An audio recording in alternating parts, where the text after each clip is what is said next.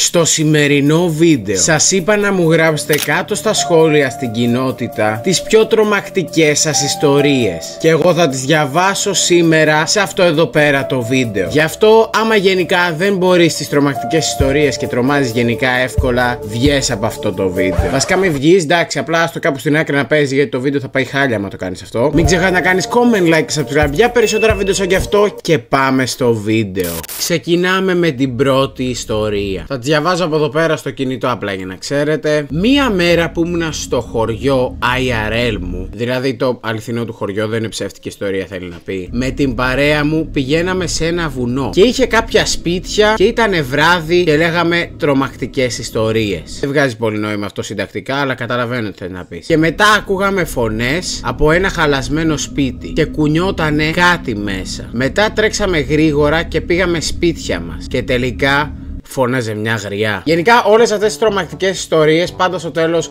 εξηγούνται με τους πιο χαζούς τρόπους. Δηλαδή πάντα σκεφτόμαστε, πώς θα το εξηγήσουμε αυτό επιστημονικά, ξέρω εγώ κάτι τέτοιο. Είδαμε έναν εξωγήινο και στην τελική είναι, ξέρω εγώ, ένα πουλί που έχει κολλήσει πάνω του ένα λαμπάκι και δεν είναι κάποιο UFO. Και ξέρω εγώ, είναι ό,τι να είναι οι εξηγήσεις. Πάμε στην επόμενη. Από τον X14IXQ. Ενδιαφέρον όνομα. Πριν μία εβδομάδα έπαιζα Roblox και πάτησα κάτι και με πήγε σε ένα κοριτσίστικο και μετά με πήγε σε ένα τρομακτικό παιχνίδι που ήτανε όλα σκοτεινά και κυκλοφορούσανε κάποιοι περίεργοι και μετά μου πέταξε error και μετά από 2 ώρες μάλλον θέλει να πει, μπορούσα πάλι να μπω στο Roblox, αλλά στα continued, δηλαδή αυτά που έχω παίξει, δεν φαίνονταν πουθενά. Αυτή ήταν δηλαδή μια Roblox τρομακτική ιστορία. Απλά δεν μπορώ να καταλάβω γιατί όλοι βάζετε το και τόσο πολύ σε μία πρόταση. Αυτό να ξέρετε απλά, ας πούμε, απαγορεύεται. Δεν μπορεί να βάζεις το και 18 φορές μέσα στην ίδια πρόταση. Πρέπει να βάζεις κάτι άλλο. Ή μη βάλεις καν και. Μία φορά και ένα καιρό είδα Skibidi Toilet. Αυτό είναι όντως full τρομακτικό όμως. Δηλαδή, φαντάσου να είσαι κάπου και να δεις το Skibidi Toilet μπροστά, ρε φίλε. Δηλαδή, είναι τρομακτικό από μόνο το Skibidi Toilet. Ξέρω ότι είναι ψεύτικη αυτή η ιστορία, αλλά φαντάσου να το βλέπεις όντως μπροστά σου. Εμένα ήταν σε ένα όνειρο. Όπα, εδώ πέρα έχουμε όνειρο, μιλάμε για κάτι σοβαρό. Στο οποίο με κυνηγούσανε μαύρες σκιές. Μετά μπήκα σε ένα άλλο δωμάτιο, το οποίο ήταν πολύ σκοτεινό. Και έβλεπα τις σκιές να περπατάνε στο ταβάνι. Και άκουγα τρομακτικούς ήχους και μετά ξύπνησα. Φανταστείτε να βλέπεις ένα τέτοιο όνειρο. Δεν θα ήθελα να ξανακοιμηθώ το βράδυ. Σε παρακαλώ, βάλε με στο βίντεο. Ήδη σε έχω βάλει, ρε φίλε. Τι το λες καν, δεν ξέρω. Μετά έχουμε την ιστορία του Philip Videos. Μία φορά παρέλαβα ένα μυστηριώδες κουτί. Όπα, αυτό μου θυμίζει το βίντεο με το μυστηριώδες κουτί το δικό μου, το Dark Web. Μέσα είχε πολλά πράγματα, όπως μία διεύθυνση, ένα κλειδί, ένα φακό και άλλα. Τρόμαξα και αποφάσισα να πάω στη διεύθυνση. Πήγα και ήταν το σπίτι του φίλου μου και το κλειδί ήταν το κλειδί του σπιτιού του. Αποκλείεται, πώς γίνεται αυτό καν.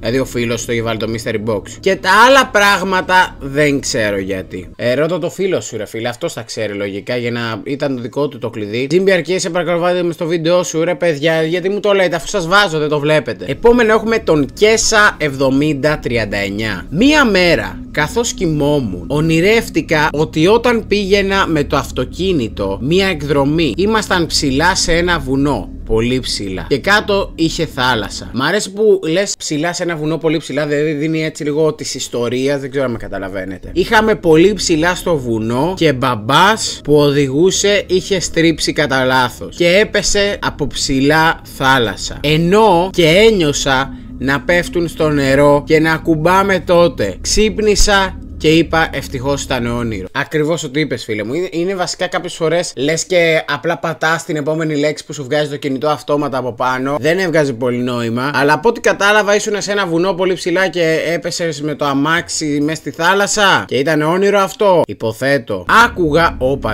εδώ πέρα μιλάμε από τη Μαρία Μαρνέρη. Μια αληθινή τρομακτική ιστορία. Όχι ψεύτικη με φαντάσματα και τέτοια. Άκουγα σαν να προσπαθεί κάποιος να μπει στο σπίτι μου, ενώ ήμουνα μόνο εγώ στο σπίτι. Ελπίζω, Μαρία, να μην είσαι πολύ μικρή, γιατί αυτό όντως είναι τρομακτικό να το παθαίνει ένα μικρό παιδί. Εδώ, Σάρια 0 Top. Ένα παιδί από την κατασκήνωση μου είχε πει πως μία μέρα, καθώς κοιμόταν, ξύπνησε και κάποιος προσπαθούσε να τον πνίξει. Πιθανόν ο διάβολος. Οκ, ακραίο αυτό. Έκανε το σταυρό του 3 φορές και μετά εξαφανίστηκε. Αφού ενώ πνιγότανε, κατάφερε και σκέφτηκε να κάνει το σταυρό του. Οποιοςδήποτε σε αυτή την κατάσταση θα έχει αγχωθεί, ξέρω εγώ, δεν θα ξέρει τι να κάνει. Πώς σκέφτηκε να το κάνει αυτό δεν ξέρω. Respect στο φίλο σου. Μία φορά ήμουν στο σπίτι του ξαδερφού μου και έβαλε GL Show. Παιδιά, αυτό πρέπει να είναι από τις πιο τρομακτικές ιστορίες. Άμα το πάθαινα εγώ, αυτό δεν θα μπορούσα μετά να συνεχίσω γενικά τη ζωή μου, αλήθεια. Όπα, εδώ πέρα ο Χάπη Ηλίας έχει γράψει παράγραφο ολόκληρο. Πάμε να τη διαβάσουμε. Την περασμένη Τετάρτη έπαιζα Roblox, όπως κάθε μέρα. Και ξαφνικά άκουσα ένα κεραυνό. Μπουμπουνιτό εννοώ, ήταν μέρα. Εντάξει, και τη μέρα γίνονται οι κεραυνοί, δεν είναι τη νύχτα, αλλά κατάλαβα τι θέλει να πεις. Πήγα έξω να δω και όλα ήταν φυσιολογικά. Μετά από λίγο ξαναέκανε έτσι και πήγα γρήγορα να δω τι έγινε.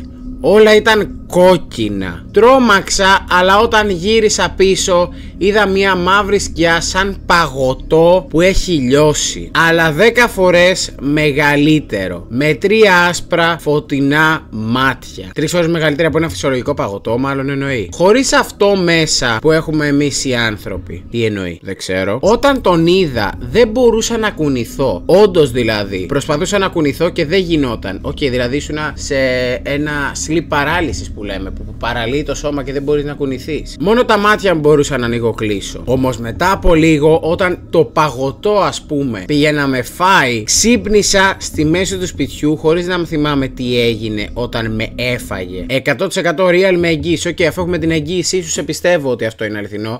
Υποθέτω απλά ήταν ένα sleep παράλυσης. Οι περισσότεροι από εμάς κάποια στιγμή θα το πάθουμε στη ζωή μας, άμα δεν το έχουμε πάθει ήδη. Να ξέρετε, κάποια στιγμή απλά θα ξυπνήσετε μέσα στον ύπνο σας, θα είστε τέρμα ιδρωμένοι, δεν μπορείτε να κουνηθείτε και θα δείτε κάτι, ξέρω εγώ, τρομακτικό απέναντί σας. Το παθαίνουν όλοι αυτό. Όπα, εδώ πέρα ο φίλος έχει γράψει ολόκληρη ιστορία. Μία φορά και έναν καιρό, σε ένα ήσυχο χωριό, υπήρχε ένας παλιός εγκαταλελειμμένος φάρο. Ελπίζω να μην είναι ChatGPT αυτή η ιστορία. Στην άκρη της θάλασσας, οι ντόπιοι τον αποκαλούσανε φάρο του φρίκου, γιατί υπήρχαν φήμες πως ήταν στοιχειωμένος.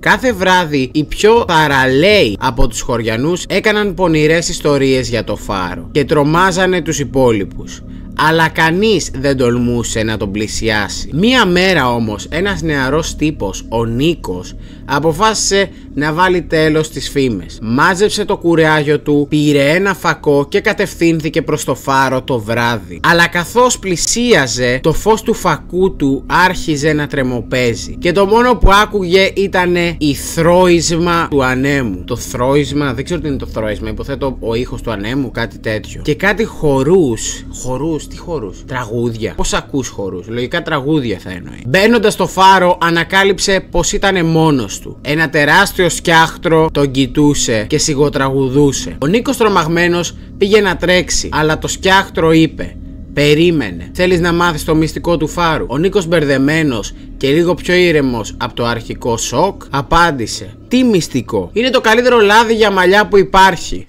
Διαφήμιση του έκανε το σκιάχτρο. Κάθε βράδυ έρχομαι και το εφαρμόζω. Γι' αυτό είμαι τόσο λαμπερός, απάντησε το σκιάχτρο, το οποίο άρχιζε να χορεύει μια περίεργη στροφή στο ρυθμό του ανέμου. Αυτό ήταν το μυστικό, είπε ο Νίκος, κοιτώντας το σκιάχτρο με έκπληξη και γελώντας. Από εκείνη τη μέρα ο Νίκος έμαθε ότι το μόνο που τρομάζει στο φάρο είναι οι απίστευτες φήμες και το ότι το σκιάχτρο απλά ήθελε να μάθει ποιος του κλέβει το λάδι μαλλιών.